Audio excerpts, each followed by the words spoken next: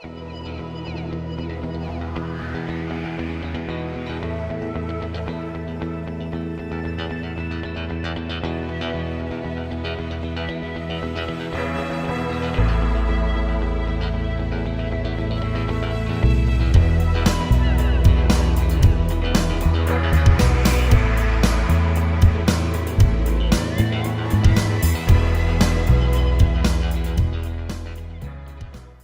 I want to move on to psychometrics.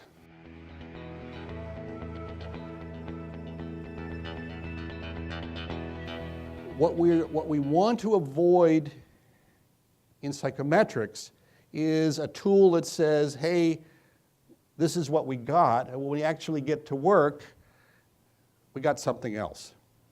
So deciding which psychometric instrument or instruments to use actually is a tough question. At the end of the day, it's about what I would call validity. And validity is a term used to describe how effective a particular instrument is. There are a number of kinds of validity. Now let me give you again an example. Okay, so if you work in human resources, please stand up. Okay, now I'm not going to count you all. If you're left-handed, sit down. What I would conclude from that, if I were a psychometric charlatan, is that there is a relationship between being right-handed and working in HR.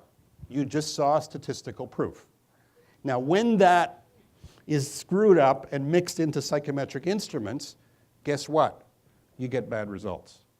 So some instruments don't really go to the next step of actually saying what we predicted, that if you're right-handed you'll be in HR, if you don't go and test that, but instead you continue to build that into your results, you're going to mislead. So here are some examples of instruments that have been validated, instruments that haven't been validated. Now there's nothing wrong with Myers-Briggs, it was just never intended as a predictor of potential. Its primary use is to improve self-awareness. That's a very good goal. Want you to be more self-aware, want you to understand what makes you tick, want you to understand what kind of people you work well with, what kind of people you don't work well with. All very useful information, but not something we can use from a succession standpoint to say, aha, this person has the potential to be a leader. Got nothing to do with that. No one has ever done a study that said, let's look at people who tested this way in Myers-Briggs and see if they were effective leaders. Whereas some of the ones on my top line there have done that kind of work. And there are others, but just to give you some examples of both ends. You need to know, and good psychometric instruments will make the information available. It's a little hard to read and understand, but they will tell you what they have done from a statistical standpoint to validate the instrument.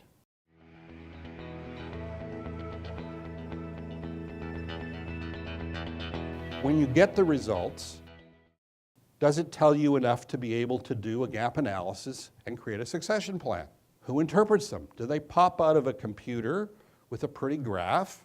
Or does somebody actually say to you, this is how you ought to use this? And so, like many other things in life, you get what you pay for. So a $10 disc is a wonderful thing, but I wouldn't want to be choosing the next vice president based on a disc report. It's just not accurate enough.